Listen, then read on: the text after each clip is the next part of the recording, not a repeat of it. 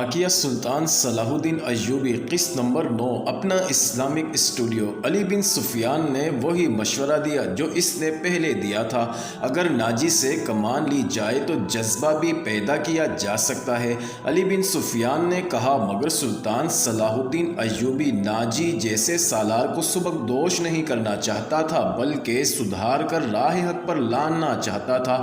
وہ اس جشن میں اپنی آنکھوں سے یہی دیکھنے آیا تھا کہ یہ فوج اخلاق کے لحاظ سے کیسی ہے۔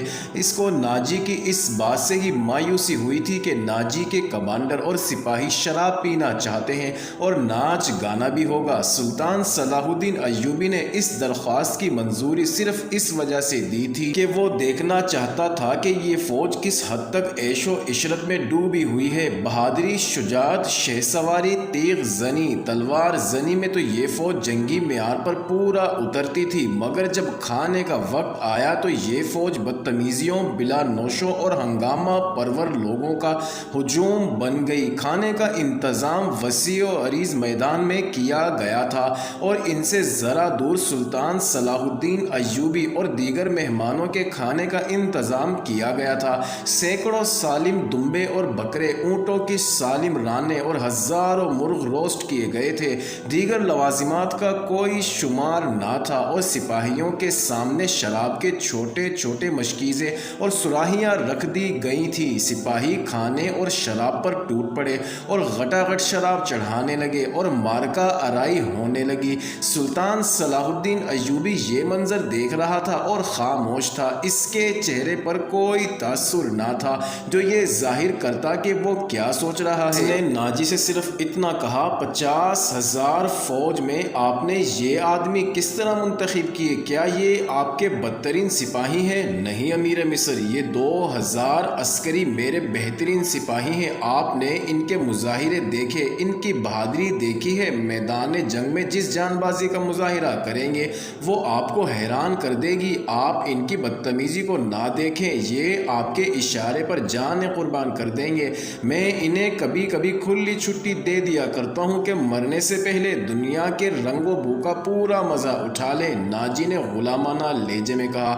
سلطان صلاح الدین ایوبی نے اس استدلال کے جواب میں کچھ نہیں کہا۔ ناجی جب دوسرے مہمانوں کی طرف متوجہ ہوا تو سلطان صلاح الدین ایوبی نے علی بن سفیان سے کہا میں جو دیکھنا چاہتا تھا وہ دیکھ لیا ہے۔ یہ سوڈانی شراب اور ہنگامہ آرائی کے عادی ہیں۔ تم کہتے ہو ان میں جذبہ نہیں ہے، میں دیکھ رہا ہوں ان میں کردار بھی نہیں ہے۔ اس فوج کو اگر تم لڑنے کے لیے میدان جنگ میں لے گئے تو یہ لڑنے کے بجائے اپنی جان بچانے کی فکر کرے گی اور مال غنیمت لوٹے گی اور مفتوح کی عورتوں کے ساتھ وحشیانہ سلوک کرے گی۔ اس کا علاج یہ ہے کہ آپ نے جو فوج مصر کے مختلف خطوں سے بھرتی کی ہے اس کو ناجی کے 50,000 فوج میں شامل کر لیں۔ برے سپاہی اچھے سپاہیوں کے ساتھ مل کر اپنی عادتیں بدل دیا کرتے ہیں، علی بن سفیان نے کہا۔ سلطان صلاح الدین ایوبی مسکرایا اور کہا تم یقیناً میرے دل کا راز جانتے ہو۔ میرا منصوبہ یہی ہے جو میں ابھی تمہیں نہیں بتانا چاہ رہا تھا، تم اس کا ذکر کسی سے نہیں کرنا۔ علی بن سفیان میں یہی وصف تھا کہ وہ دوسرے کے دل کا راز جان لیتا تھا اور غیر معمولی طور پر ذہین تھا۔ وہ کچھ اور کہنے ہی لگا تھا کہ ان کے سامنے مشعلیں روشن ہوئیں۔ زمین پر بیش قیمت قالین بچھے ہوئے تھے۔ شہنائی اور سارنگ کا ایسا میٹھا نغمہ ابھرا کہ مہمانوں پر سناٹا چھا گیا۔ ایک طرف سے ناچنے والیوں کی قطار نمودار ہوئی۔ 20 لڑکیاں ایسے باریک اور نفیس لباس میں چلی آ رہی تھی کہ ان کے جسموں کا انگ انگ نظر آ رہا تھا۔ ہر ایک کا لباس باریک چغا سا تھا جو شانوں سے ٹخنوں تک تھا۔ ان کے بال کھلے ہوئے تھے اور اسی ریشم کا حصہ نظر آ رہے تھے جس کا انہوں نے لباس پہنا ہوا تھا۔ صحرا کی ہلکی ہلکی ہوا سے اور لڑکیوں کی چال سے یہ ڈھیلا ڈھالا لباس ہلتا تھا تو یوں لگتا تھا جیسے پھولدار پودوں کی ڈالیاں ہوا میں تیرتی ہوئی آ رہی ہوں۔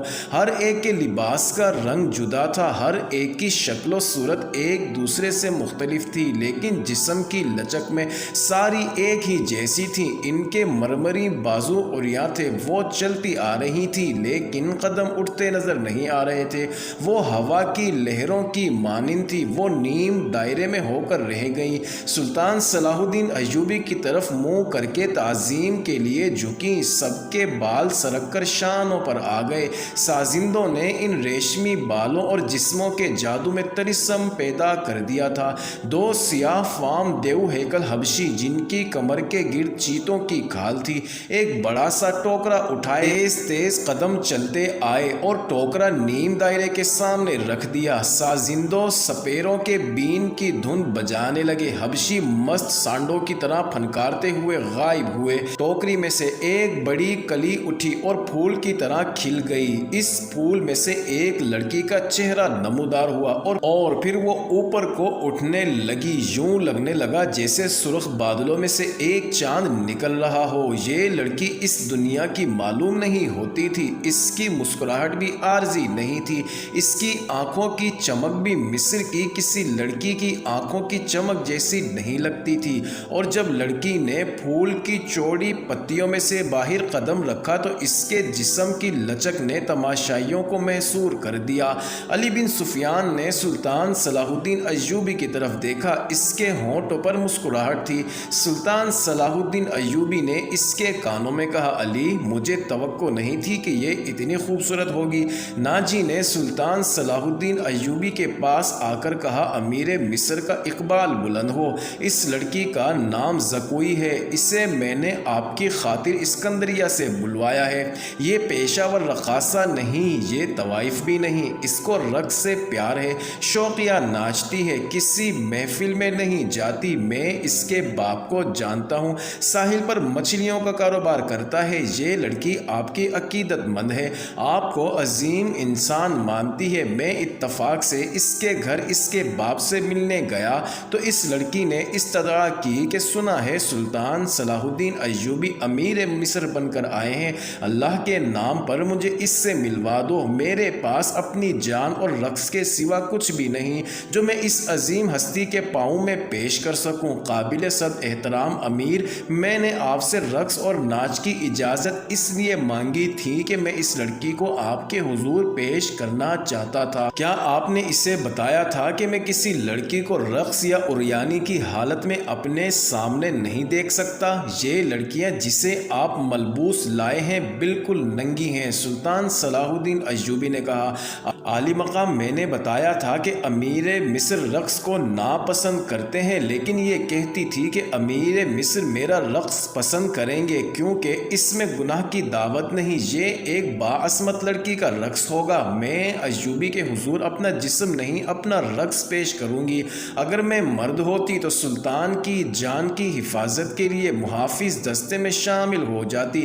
ناجی نے کھسیانہ ہو کر کہا، آپ کیا کہنا چاہتے ہیں؟ اس لڑکی کو اپنے پاس بلا کر خراج تحسین پیش کروں کہ تم ہزاروں لوگوں کے سامنے اپنا جسم ننگا کر کے بہت اچھا ناچتی ہو؟ اسے اس پر شاباش دوں کہ تم نے مردوں کے جنسی جذبات بھڑکانے میں خوب مہارت حاصل کی ہے۔ سلطان صلاح الدین ایوبی نے پوچھا، نہیں امیر مصر، میں اسے اس وعدے پر یہاں لایا ہوں کہ آپ سے شرف باریابی بخشیں گے۔ یہ بڑی دور سے اسی امید پر آئی ہے۔ ذرا دیکھیے اسے، اس کے رقص میں پیشہ ورانہ تاثر نہیں، خود سپردگی ہے۔ دیکھیے وہ آپ کو کیسی نظروں سے دیکھ رہی ہے۔ بے شک یہ حیرت کا مجموعہ ہے، لیکن یہ رقص کی اداؤں سے عقیدت سے آپ پر قربان ہو رہی ہے۔ آپ اسے اپنے خیمے میں اندر آنے کی اجازت دیں، تھوڑی سی دیر کے لیے۔ اسے مستقبل کی وہ ماں سمجھیں جس کی کوکھ سے اسلام کے جان باز پیدا ہوں گے۔ یہ اپنے بچوں کو فخر سے بتایا کرے گی کہ میں سلطان صلاح الدین ایوبی سے تنہائی میں باتیں کرنے کا شرف حاصل کیا تھا۔ ناجی نے نہایت پر اثر اور خوشامدی لہجے میں سلطان صلاح الدین ایوبی سے منوا لیا کہ یہ لڑکی جسے ناجی نے ایک بردہ فروش سے خریدا تھا، شریف باپ کی باعصمت بیٹی ہے۔ ناجی نے سلطان صلاح الدین ایوبی سے کہلوا لیا کہ اچھا اسے میرے خیمے میں بھیج دینا۔ زکوئی نہایت آہستہ آہستہ جسم کو بل دیتی اور بار بار سلطان صلاح الدین ایوبی کی طرف دیکھ کر مسکرا رہی تھی۔ باقی لڑکیاں تتلیوں کی طرح جیسے اس کے آس پاس اڑ رہی تھی۔ یہ اچھل کود والا رقص نہیں تھا، شعلوں کی روشنی میں کبھی تو یوں لگتا تھا جیسے ہلکے نیلے شفاف پانی میں جل پریاں تیر رہی ہوں۔ چاندنی کا اپنا ایک تاثر تھا۔ سلطان صلاح الدین ایوبی کے متعلق کوئی نہیں بتا سکتا تھا کہ وہ بیٹھ کر کیا سوچ رہا تھا۔ ناجی کے سپاہی جو شراب پی کر ہنگامہ کر رہے تھے وہ بھی جیسے مر گئے تھے۔